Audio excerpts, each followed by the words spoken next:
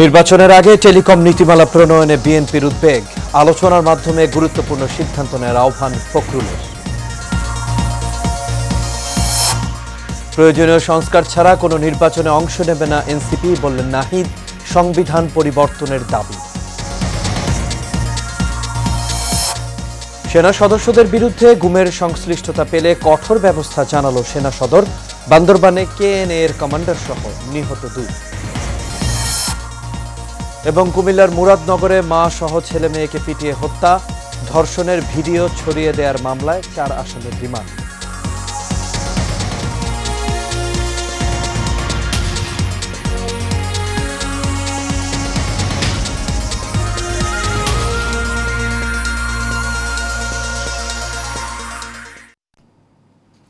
সবাইকে স্বাগত Asian prime নিউজে। দর্শক, পুরো সংবাদ জুড়ে আপনাদের সঙ্গে আছি আমি আনোয়ার রাজা। তখন শুনছিলেন বিআরবি কেবল ইন্ডাস্ট্রিজ লিমিটেড সংবাদ শিরোনামে। এবার চলে যাচ্ছি পুরো খবরে। জাতীয় সংসদ নির্বাচনকে সামনে রেখে জাতীয় টেলিকম নীতিমালা প্রণয়নের পক্ষে নয় বিএনপি। দুপুরে গুলশানে দলের চেয়ারপারসনের কার্যালয়ে আয়োজিত সংবাদ সম্মেলনে এমনটাই জানিয়েছেন বিএনপির মহাসচিব মির্জা ফখরুল ইসলাম আলমগীর। সংবাদ সম্মেলনে বড় মোবাইল কোম্পানিকে সুযোগ করে দিতে টেলিকম নীতিমালা গ্রহণ করা হয়েছে বলে অভিযোগ করেন বিএনপির স্থায়ী কমিটির সদস্য ডক্টর আব্দুল মঈন খান। কাউসার আহমেদ রিপোর্ট করেছেন। মেলা আলোচনা করার পর যেন এই ধরনের একটি গুরুত্বপূর্ণ নীতিমালা চূড়ান্ত করার সিদ্ধান্ত গৃহীত হয়। সরকারের টেলিকম নেটওয়ার্ক ও লাইসেন্সিং রিফর্ম পলিসি 2025 তড়িঘড়ি করে ঘোষণায় উদ্বেগ প্রকাশ করেছেন মির্জা ফখরুল ইসলাম আলমগীর। জরুরি সংবাদ সম্মেলনে বিএনপি মহাসচিব এই নীতিমালা নিয়ে দলের আপত্তির কথা তুলে ধরেন। এই উদ্যোগ প্রশংসনীয় হলেও আমরা এই ধরনের একটা জাতীয় গুরুত্বপূর্ণ ক্ষেত্রে তড়িঘড়ি করে সিদ্ধান্ত গ্রহণ করার বিষয়ে আমাদের উদ্বেগ প্রকাশ করছি। বিএনপি মহাসচিব বলেন, জাতীয় নির্বাচনকে সামনে রেখে টেলিকম নীতিমালা প্রণয়ন সমীচীন হবে না। সরকারের এমন সব পদক্ষেপ নেওয়া উচিত যা দেশ ও জনগণের কল্যাণ বয়ে আনে। এই ধরনের জাতীয় পর্যায়ের টেলিকম নীতি প্রণয়ন অবশ্যই সতর্কতা, স্বচ্ছতা ও অংশগ্রহণ নিশ্চিত করে নিতে হবে। সামনে জাতীয় নির্বাচন থাকায় তাড়াহুড়ো করে সিদ্ধান্ত নেওয়া উচিত হবে না। বিএনপি বিশ্বাস করে সবার জন্য উপকার বয়ে আনে এমন নীতি গ্রহণযোগ্য। ডিজিটাল সংযুক্তির মাধ্যমে সমতাভিত্তিক উন্নয়ন ও ডিজিটাল নিরাপত্তা ও সার্বভৌমত্ব রক্ষার অঙ্গীকারী আমরা কাজ করে যাব। দলটির স্থায়ী কমিটির সদস্য ডক্টর মঈন খান বলেন, বড় মোবাইল অপারেটর ও বিদেশি বিনিয়োগকারীরা সুবিধা পেলেও দেশের জনগণ এই নীতিমালার সুফল পাবে না। বড় মোবাইল অপারেটর তারা একটা বিরাট সুবিধা পাবে, আর যারা বাংলাদেশের অভ্যন্তরে যারা বড় রকমের ইনভেস্টমেন্ট করতে পারে তারা একটা সুবিধা পাবে। এবং সুবিধার টার্গেট যেটা হওয়া উচিত, আমরা মনে করি একটা গণতান্ত্রিক সমাজে সাধারণ মানুষ যাতে সুযোগ সুবিধাটা পায়। কিন্তু সেইটা কিন্তু এই যে প্রস্তাবিত নীতিমালা আমরা যতদূর জানি যে সেখানে কিন্তু সেটা অনুপস্থিত। জানান, খসড়া নীতিমালায় বিদেশি নিয়োগকারীদের জন্য মালিকানার সীমা নিয়ে অস্পষ্টতা রয়েছে, যা বিনিয়োগ নিরুৎসাহিত ও এই খাতের এই স্থিতিশীলতা বিঘ্নিত করতে পারে। আমরা সভ্যতার সামনের দিকে যাব, টেকনোলজির সামনের দিকে যাব, কিন্তু তার সুফলটা যেন জনগণের কাছে। কাউসার আহমেদ, এশিয়ান টেলিভিশন, ঢাকা। জাতীয় নাগরিক পার্টির আহ্বায়ক নাহিদ ইসলাম বলেছেন, যেভাবে গণ অভ্যুত্থানে বিজয় এসেছিল ঠিক সেইভাবে খুব শীঘ্রই বিজয় আসবে সংসদেও। দেশব্যাপী জুলাই পদযাত্রার 3য় দিনে আজ পঞ্চগড়ের দেবীগঞ্জ বিজয় চত্বরে আয়োজিত পথসভায় এই কথা বলেন তিনি। এর আগে দুপুরে নীলফামারীর সৈয়দপুরে তিনি জানান, জুলাই সনদ বাস্তবায়ন এবং প্রয়োজনীয় সংস্কার ছাড়া কোনো নির্বাচনে অংশ নেবে না এনসিপি। মুজিববাদী সংবিধান পরিবর্তন না করে নির্বাচন হতে দেয়া হবে না। এই সংবিধান মানুষের কল্যাণে কাজ করে নিয়ে উল্লেখ করে তিনি জানান, নতুন সংবিধান তৈরি না হওয়া পর্যন্ত নির্বাচন মেনে নেওয়া হবে না। শেখ হাসিনার বিচার সম্পন্ন ও রাষ্ট্রের মৌলিক সংস্কার করে নির্বাচনের পথে হাঁটতে হবে বলেও জানান তিনি।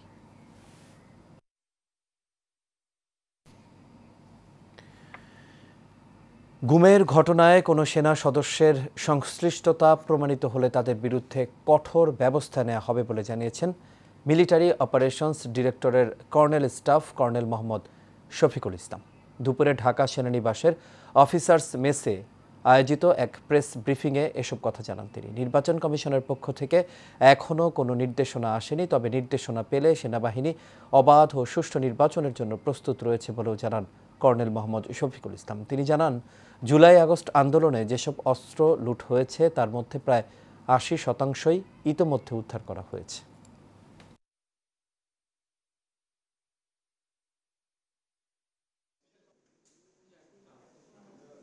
আমরা যে কোনো মব ভায়োলেন্স বা জনদুর্ভোগ সৃষ্টিকারী যে কোনো ঘটনার বিরুদ্ধে বাংলাদেশ সেনাবাহিনী সোচ্চার ছিল, আছে এবং ভবিষ্যতেও থাকবে। যেমন এখন পর্যন্ত 80% অস্ত্র এবং অ্যামিউনিশন আমরা উদ্ধার করতে সক্ষম হয়েছি।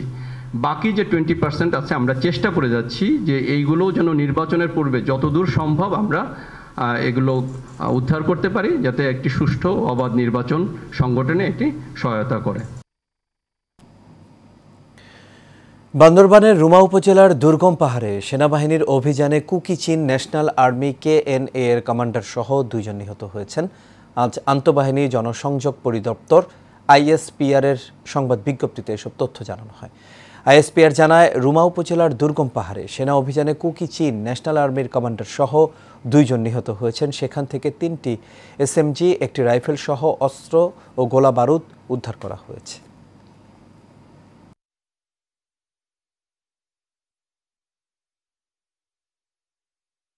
অভিযোগে এক নারী ও তার 2 ছেলে মেয়েকে কুপিয়ে এবং পিটিয়ে হত্যা করা হয়েছে। এই ঘটনায় আহত হয়েছেন ওই নারীর আরেক মেয়ে। আজ সকালে কড়ইবাড়ি গ্রামে এই ঘটনা ঘটে। নিহতরা হলেন কড়ইবাড়ি গ্রামের খলিলুর রহমানের স্ত্রী রোকসানা আক্তার ওরফে রুবি, তার ছেলে রাসেল মিয়া ও মেয়ে জোনাকি আক্তার। গুরুতর আহত হয়েছেন রোকসানার আরেক মেয়ে রুমা আক্তার। থানার ভারপ্রাপ্ত কর্মকর্তা মাহফুজুর রহমান বলেন, পরিবারটির বিরুদ্ধে দীর্ঘদিন ধরে মাদক সংশ্লিষ্টতার অভিযোগ ছিল। এর জেরেই স্থানীয়রা তাদের ওপর হামলা করে বলে প্রাথমিকভাবে ধারণা করা হচ্ছে। কুমিল্লার মুরাদনগর উপজেলার পাঁচকিত্তা গ্রামে ঘটে যাওয়া ধর্ষণকাণ্ডের ঘটনায় ভিডিও ছড়িয়ে দেওয়ার অভিযোগে গ্রেপ্তার 4 আসামির 3 দিনের রিমান্ড মঞ্জুর করেছেন আদালত। কুমিল্লার আমলি আদালত 11 এর বিচারক মমিনুল হক আসামিদের রিমান্ড মঞ্জুর করেন। গ্রেপ্তারকৃত আসামিরা হলেন মোহাম্মদ সুমন, রমজান, মোহাম্মদ আরিফ ও মোহাম্মদ অনিক। এর আগে গত 26 জুন রাতে কুমিল্লার মুরাদনগর উপজেলার পাঁচকিত্তা গ্রামে প্রবাসীর স্ত্রীকে তার ঘরে ধর্ষণ ও মারধরের ঘটনা ঘটে। এ সময় কয়েকজন ওই নারীর ভিডিও ধারণ করে সামাজিক যোগাযোগ মাধ্যমে ছড়িয়ে দেয়।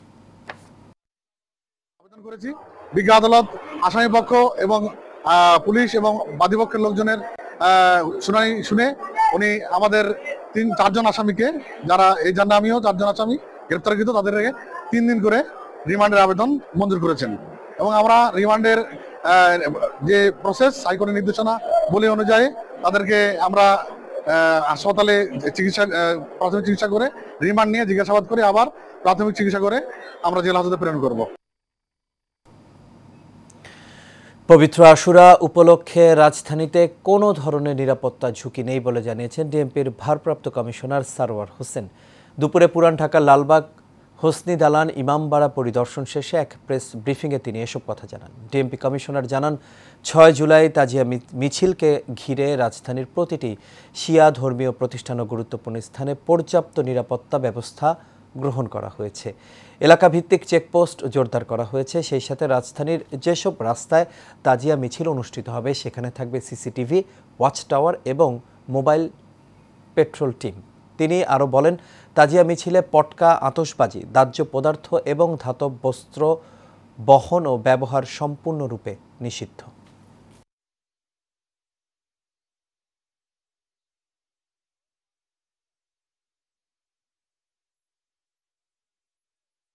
যেন কোনো প্রকার ধাতব পদার্থ, দাহ্য পদার্থ, ছুরি, চাকু, তরবারি, লাঠি, বল্লম বা ব্যাগ বা বিভিন্ন সুটকেস, ছাতা বা সন্দেহজনক প্যাকেট নিয়ে অনুষ্ঠানস্থলে বা মিছিলে না আসে।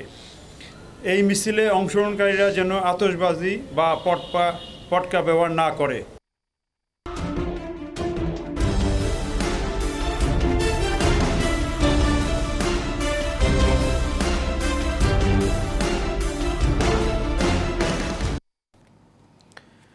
লালমনিরহাটের পাটগ্রাম থানায় হামলা চালিয়ে আসামি ছিনতাই করে নিয়ে গেছে দুষ্কৃতিকারীরা। এ সময় তারা ব্যাপক ভাঙচুর চালায়, টিয়ার শেল ও রাবার বুলেট নিক্ষেপ করে পুলিশ পরিস্থিতি নিয়ন্ত্রণে আনে। এই ঘটনায় পুলিশ সহ অন্তত 20 জন আহত হয়েছেন। দুপুরে পুলিশের রংপুর রেঞ্জের ডিআইজি আমিনুল ইসলাম, জেলা প্রশাসক H M. Rakib Haider, police super Mohammad Tarikul Islam সহ ঊর্ধ্বতন কর্মকর্তারা পাটগ্রাম থানা পরিদর্শন করেন। পুলিশ জানায়, পাথরবাহী ট্রাক থেকে টাকা আদায়ের অভিযোগে দুজনকে কারাদণ্ড দেন উপজেলা নির্বাহী কর্মকর্তা উত্তম কুমার দাস। তাদের থানায় আনা হলে রাতে দুষ্কৃতিকারীরা হামলা চালিয়ে আসামিদের নিয়ে যায়। উখিয়ার জালিয়া পালংয়ের চাঞ্চল্যকর ডাকাতি এবং খুনের ঘটনা অস্ত্রসহ শরীফ ডাকাত ও তার সহযোগী বাবুলকে গ্রেপ্তার করেছে র্যাব। আজ এক সংবাদ সম্মেলনে র্যাব 15-এর commanding officer lieutenant colonel Kamrul Hasan বলেন, গত 23 জুন রাতে কক্সবাজার জেলার উখিয়া উপজেলার জালিয়া পালং ইউনিয়নের নিদানিয়ায় মৃত নুরুল আমিন ও হাসান আলীদের বাড়িতে ডাকাতির ঘটনা ঘটে। এ সময় ডাকাতের গুলিতে নুরুল আমিন নামে একজন মারা যান। এই ঘটনায় অভিযান চালিয়ে গতকাল রাতে প্রধান আসামি আহমদ, কুখ্যাত ডাকাত আহমদ শরীফ ও তার সহযোগীকে গ্রেপ্তার করা হয়েছে। এ সময় 4টি দেশীয় আগ্নেয়াস্ত্র, 1 রাউন্ড তাজা অ্যামুনেশন ও 1 রাউন্ড খালি কার্তুজ উদ্ধার করা হয়। আর এর সাথে শেষ করবে এশিয়ান প্রাইম নিউজ। তবে যাবার আগে বিআরবি কেবল ইন্ডাস্ট্রিজ লিমিটেড সংবাদ শিরোনামগুলো দেখে নেব দর্শক আরও একবার।